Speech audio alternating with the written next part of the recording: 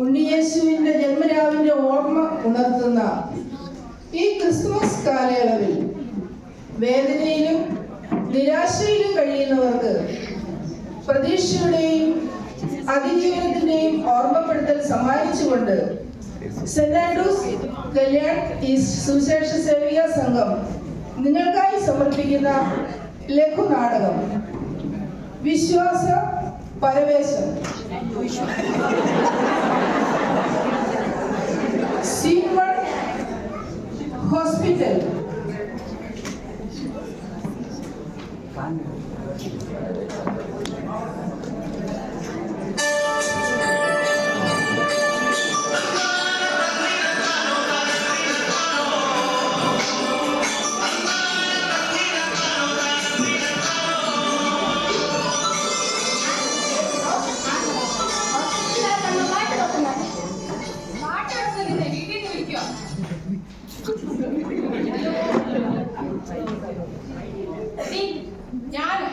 ഞാൻ എവിടുന്ന് പൈസ എടുത്തു തരാനോ?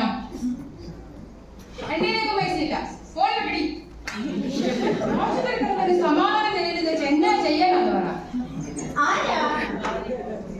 വീട്ടിൽ നിന്ന് വിളിക്കുക.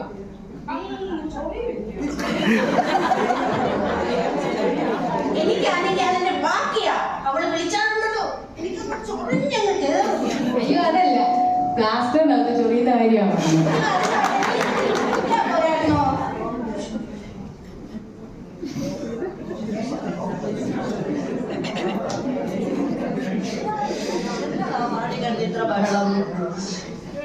എന്റെ സിസ്റ്ററെ ഒരു സങ്കടം ഒന്ന് പറയുമായിരുന്നു. എന്റെ ഭാര്യയ്ക്കും മക്കൾക്കും എന്റെ കാശ് മാത്രം മതി.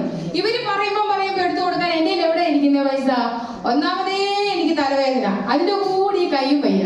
പിന്നെ ഞാൻ എന്നാ ചെയ്യാനാന്ന് പറ. ശരിയാ, പക്ഷെ വാണി കണ്ടിട്ട് ഒച്ചതി സംസാരിച്ചാലേ മറ്റുള്ള പേഷ്യൻസിന് ബുദ്ധിമുട്ടായില്ലേ?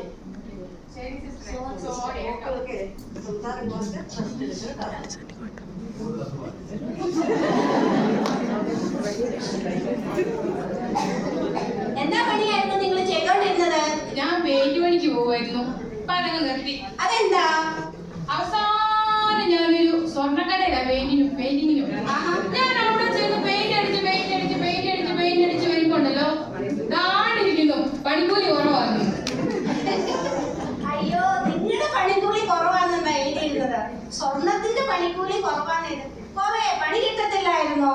അയ്യോടാ, അവിടെ നിന്നാ മതിയായിരുന്നു. അന്ന് പറ്റിയതാ ഈ ആക്സിഡന്റ്. എങ്ങനെ? അന്ന് ഞാൻ വൈകിട്ട് വീട്ടിൽ ചെല്ലുമ്പോ എന്റെ ഭാര്യയും മക്കളും കൂടെ എന്നോട് ഭയങ്കര വഴക്ക്. ജോലിക്ക് പോകാതിരുന്നത് എങ്ങനെയാണെന്ന് പറഞ്ഞ ഞാനെന്ന് ചാവാൻ തീരുമാനിച്ചു. ഞാനൊരു മരത്തെ കയറി പോയി കിട്ടു. എന്നിട്ട് ഞാൻ എന്റെ ഭാര്യയ്ക്ക് വിളിച്ചു പറഞ്ഞേ, നീയും എനിക്കിനി ജീവിക്കണ്ട, നീ കുഞ്ഞുങ്ങളെ നോക്കിക്കോളാം കേട്ടോ എന്നും പറഞ്ഞു ഫോൺ ഓഫ് ചെയ്ത് ഒറ്റ ചാട്ടക്കൊട്ട് തടിച്ചു താഴെ. എന്ത് പറ്റി? കഴുത്ത കുരുക്കട മറന്നുപോയി. എന്റെ ഭാര്യയുടെ പ്രാർത്ഥനയാണോ കുഞ്ഞുങ്ങളെ പറയുകൊണ്ടോ ഇത്രയൊക്കെ കട്ടിയുള്ളൂ. എവിടെ പോവാ ഒരുങ്ങിയിരിക്കുന്നേ? അയ്യോ അതല്ല സിസ്റ്ററെ, ഇന്നലെ വൈകിട്ട് വന്ന് പറഞ്ഞു നാളെ രാവിലെ 8 മണിക്ക് ഞാൻ വരും. ഒരു ട്രിപ്പ് ഉണ്ടെന്ന്. ട്രിപ്പിനൊക്കെ എന്നെ പൊന്നോ ഇടാ മണ്ട, നിന്നെ കൂട്ടി ട്രിപ്പിന് പോകുന്ന കാര്യമല്ല സിസ്റ്റർ പറഞ്ഞത്. ഇഞ്ചക്ഷൻ ട്രിപ്പ് കുത്തിയിടുന്ന കാര്യമാണ് സിസ്റ്റർ പറഞ്ഞത്. ഞാൻ വല്ലാതെ ആശിച്ചു പോയി.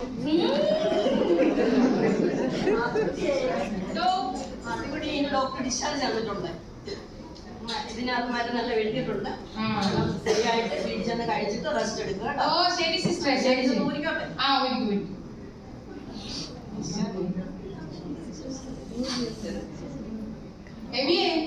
എനിക്ക് ഡിസ്ചാർജ് ആയി കേട്ടോ. ഈ തലവേദന അങ്ങോട്ട് വിട്ടു മാറുന്നില്ല. പക്ഷെ നമുക്കിനി എവിടെ ചെന്ന് കാണാം കേട്ടോ. ശരി എന്നാ. ഓക്കെ ശരി എന്നാ.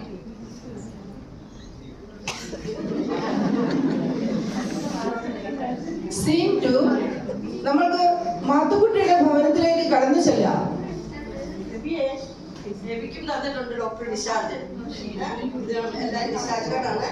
മെഡിസിൻ എല്ലാം എഴുതിയിട്ടുണ്ട്. എഴുതി ചെന്നിട്ട് എല്ലാ സമയത്തിന് കഴിച്ച് റെസ്റ്റ് എടുക്കണം കേട്ടോ. എന്തെങ്കിലും ആവശ്യമുണ്ടെങ്കിൽ വിളിച്ചാൽ മതി കേട്ടോ. ഇത് ഊരി എടുക്കുവാണേ.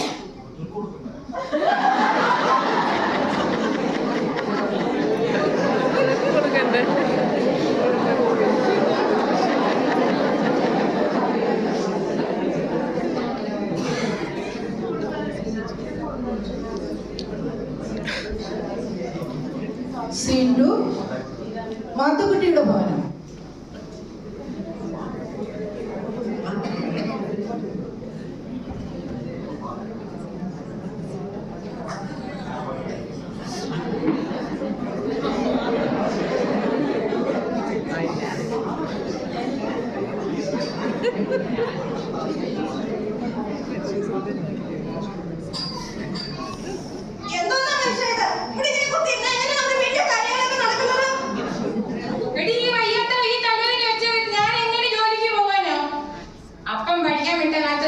പഠിക്കുവായിരുന്നുണ്ടെങ്കിൽ ഇങ്ങനെ ഒരു അവസ്ഥ വരത്തില്ലായിരുന്നു. എന്നാ ചെയ്യാനോ, അന്നത്തെ സാഹചര്യം അങ്ങനല്ലായിരുന്നു.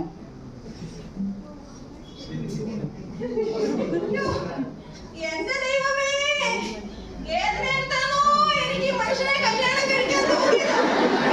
ഇനി എന്റെ കുഞ്ഞുങ്ങളുടെയൊക്കെ അവസ്ഥ എന്തായി തീരുമോ എന്റെ ദൈവമേ? എടി, എന്റെ ഈ അവസ്ഥ എന്റെ കുഞ്ഞുങ്ങൾക്ക് വരാതിരിക്കാൻ ഞാൻ ഈ കിടന്ന് കഷ്ടപ്പെടുന്നേ. അവർക്ക് ഒരു കുറവും വരരുത്. അവർ നല്ലതായിട്ട് പഠിക്കട്ടെ. എന്റെ പിന്നെയും തുച്ഛമായ വരുമാനം കൊണ്ട് എനിക്ക് ഇത്രയും വല്ല ചെയ്യാൻ പറ്റുള്ളൂ.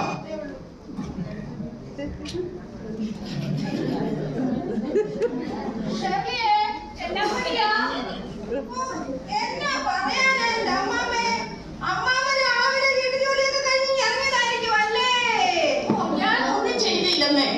ചുമ്മാ ഇങ്ങോട്ടൊക്കെ ഇവിടെ വന്ന് മിണ്ടി പറഞ്ഞിരിക്കാന്നൊക്കെ വിചാരിച്ചു വന്നതാ. അച്ഛായ വീട്ടിലുണ്ടല്ലോ, എല്ലാ പണിയും അങ്ങ് ചെയ്തു. പിന്നെ മാത്തുക്കുട്ടി എന്താ ഇങ്ങനെ ഇരിക്കുന്നെ?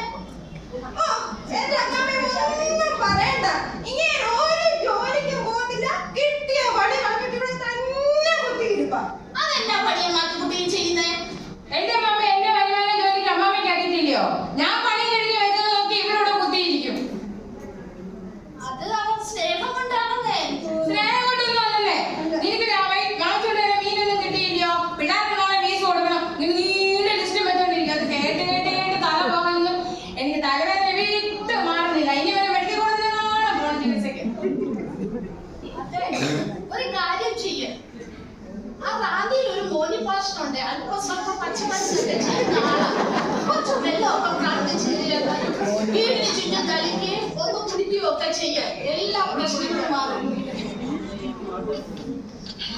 ആണോ അമ്മാമേ? അയ്യോ, ഇനി എന്നാ ചെയ്യും എന്റെ ദൈവമേ? നല്ല പാസ്റ്ററാണോ അമ്മാമേ? പിന്നില്ലേ, എന്റെ അനിയത്തിയുടെ വീട്ടിലും ഇതേ പ്രശ്നങ്ങളായിരുന്നു. എന്തും രോഗവും യാതൊരു സമാധാനവും ഇല്ല. അവരാ പാസ്റ്ററെ പോയി കണ്ടേ. പാസ്റ്റർ പ്രാർത്ഥിച്ചിട്ട് പറഞ്ഞേ, അവരുടെ വാദപ്പടിയിലെ ആരോ ഒരു കോഴി തല കുഴിച്ചിട്ടിട്ടുണ്ട്. പ്രാർത്ഥിക്കാൻ കുറച്ച് വെള്ളവും കൊടുത്തു, വീടിന് ചുറ്റും തളിക്കാനും ഒക്കെ പറഞ്ഞു കിട്ടും. അയ്യോ, ആണോ അമ്മാമേ? നല്ല പാസ്റ്ററാണോ അമ്മാമേ അത്? പിന്നല്ലേ, നല്ല ഒന്നാമത്തെ പാസ്റ്റർ. എന്റെ അനിയത്തിയുടെ വീട്ടിൽ ഇരുന്നുണ്ടായിരുന്നു.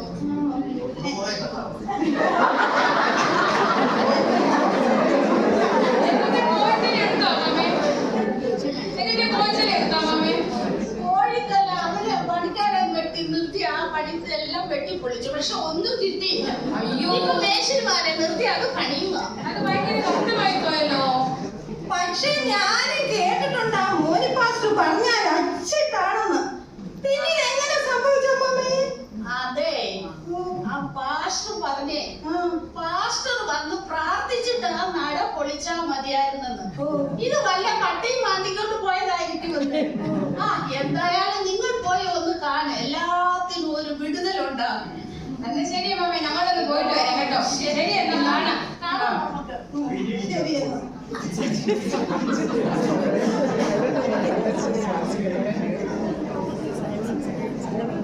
സീൻ 3 മോനി പാസ്റ്ററുടെ ഭവനം.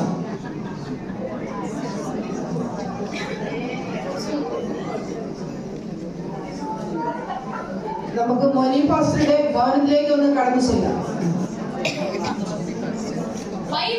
പാസ്റ്റർ മരുന്നിന് വേണ്ടി എങ്ങാണ്ട് പോയേക്കുവാ. സത്യം പറഞ്ഞ എനിക്കറിയത്തില്ല. എന്തായാലും പാസ്റ്റർ വരുന്നതിന് മുന്നേ എന്റെ യൂട്യൂബ് ചാനലിൽ ഒരു വീഡിയോ ചെയ്തേക്കണം. ഫോൺ ഓണാക്കട്ടെ. അയ്യോ, എന്റെ മോൻ കൊണ്ട് ഞാൻ തന്നെ ഞെട്ടി.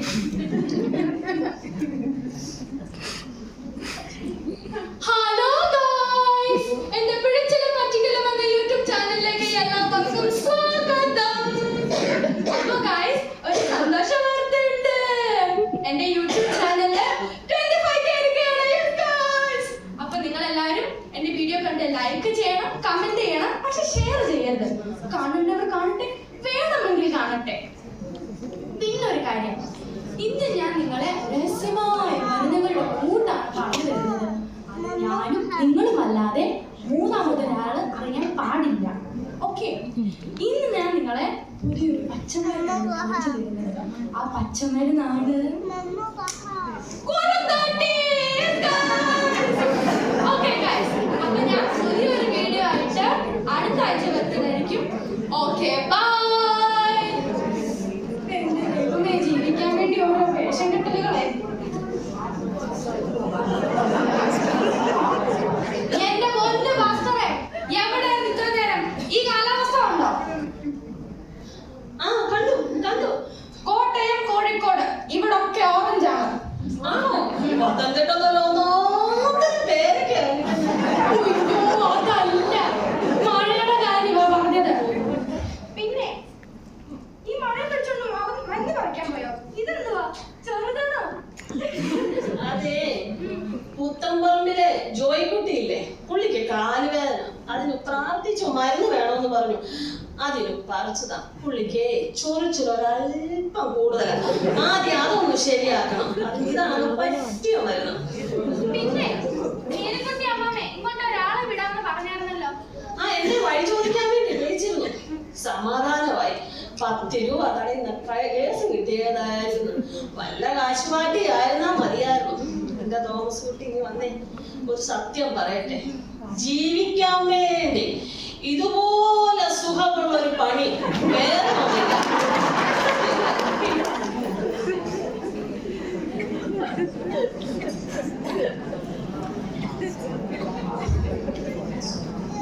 സ്തോത്രം. ആമേൻ, ആമേൻ. സ്തോത്രം.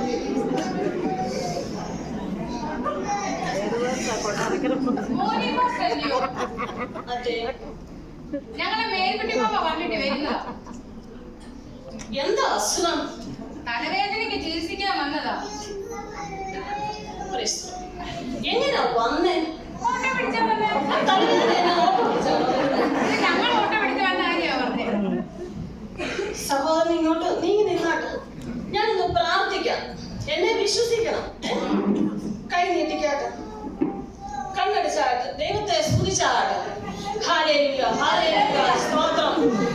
കണ്ണടിച്ചാട്ട്, കണ്ണടിച്ചാട്ട്, കണ്ണടിച്ചാട്ട്. എല്ലാവരും കണ്ണടിച്ചാട്ട്. സ്തോത്രം, സ്തോത്രം, സ്തോത്രം. Praise lord, praise lord. കച്ചിട്ട് കച്ചിട്ട് കച്ചിട്ട് കച്ചിട്ട് കച്ചിട്ട്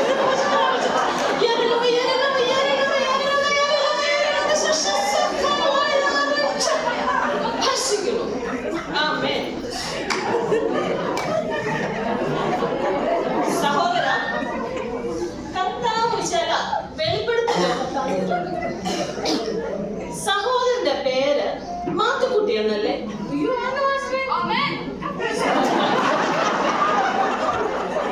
സഹോദര, കർത്താവ് പറയുന്നു സഹോദരന്റെ ജോലി ഒരു ബ്രഷുമായി ബന്ധപ്പെട്ടതാണ്.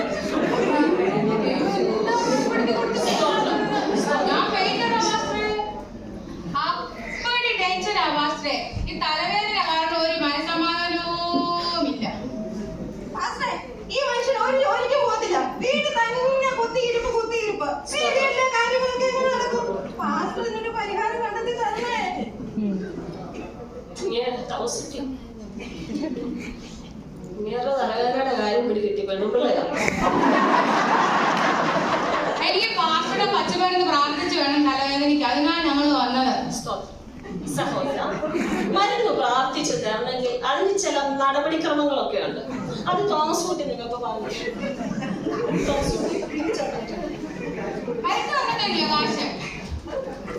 മരുന്ന് പ്രാർത്ഥിച്ചു 1000 രൂപ കൈ. 1000 രൂപയോ? എനിക്ക് 1000 രൂപയുടെ തലവേദനയുള്ളൂ. അല്ല, 3-4 വട്ടം വരേണ്ടി വരും. അപ്പോഴൊക്കെ 1000 രൂപ പടിയുണ്ട്. എന്നാലേ മരുന്ന് ഫലം ചെയ്യൂ.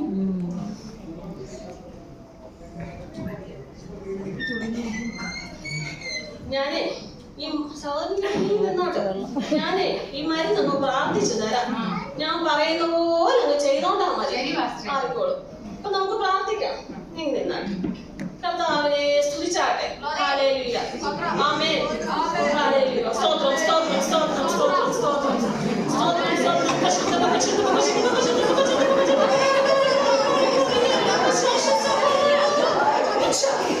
കർത്താവേ, ഈ സഹോദരന് വേണ്ടി പ്രാർത്ഥിക്കുന്നു. ഈ സഹോദരന് വേണ്ടി പ്രാർത്ഥിക്കുന്നു. ആമേൻ. ആമേൻ.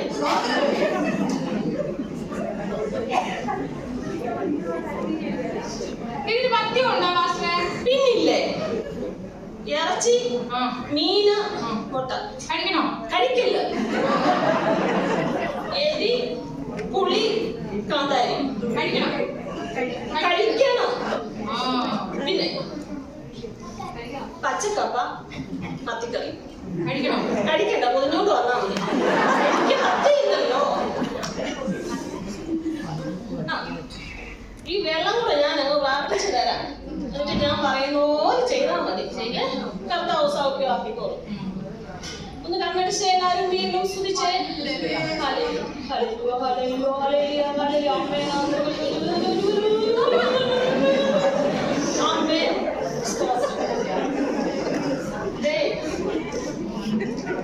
ഇച്ചിരി പ്രശ്നമുള്ള കേസാണ്. ചില കുഴപ്പങ്ങളൊക്കെ പ്രാർത്ഥനയെ കാണുന്നുണ്ട്.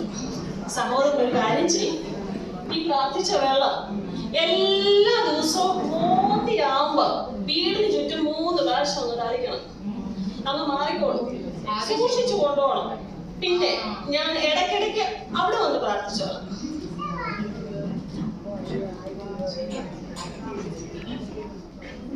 സ്തോത്രം. ഇപ്പൊ ഞങ്ങൾ ഇറങ്ങുവാ മാസ്റ്ററെ. ശരി എന്നാ കേട്ടോ. സഹോദരൻ ചെന്നായിട്ട്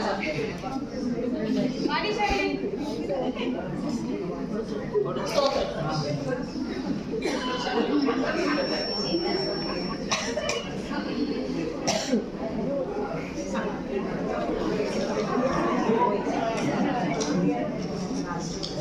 കോളത്തു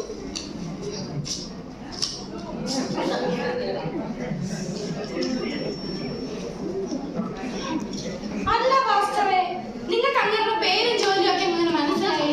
അതോ പുള്ളി വഴി ചോദിക്കാൻ എന്നെ വിളിച്ചായിരുന്നു. ട്രൂ കോളറിൽ എന്താ എഴുതിയെന്ന് അറിയാമോ? മാത്തുക്കുട്ടി പെയിന്റർന്ന്. ഞാൻ ആരാ മോൻ? ചുമ്മാ നമ്മൾ ഈ പണിക്കിറങ്ങോ?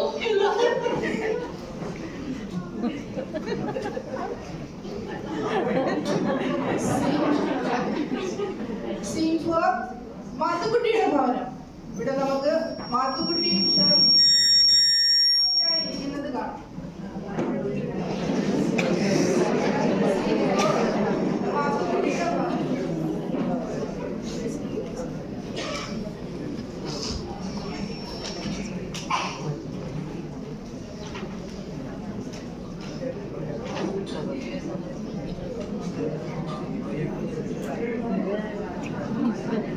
മക്കളെ, അയ്യോ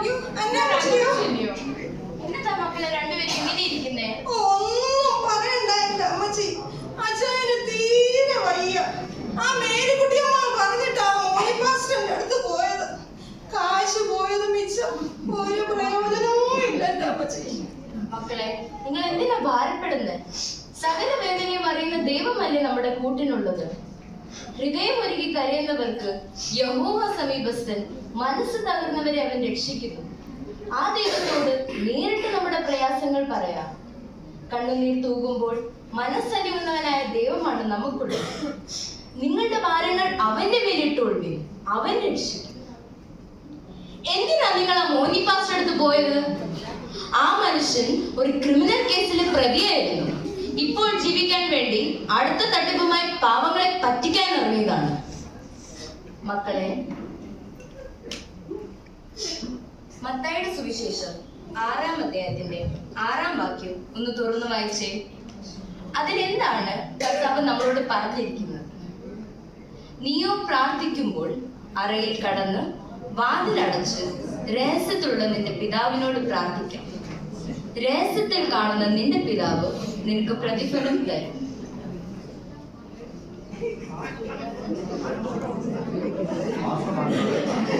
ആരോരുമില്ലാത്തവർക്ക്, ഹൃദയം തകർന്നവർക്ക്, നിരാശയിൽ കഴിയുന്നവർക്ക്, പരാജയങ്ങൾ ഏറ്റുവാങ്ങുന്നവർക്ക്, സമൂഹത്തിന്റെ പിന്നാമ്പുറങ്ങളിൽ കഴിയുന്നവർക്ക് ഈ ക്രിസ്മസിന് നമുക്ക് കൊടുക്കാവുന്ന അമൂല്യമായ സമ്മാനം നാം അവർക്ക് തുണിയായി ഉണ്ടാവും എന്ന ആശംസയാണ്.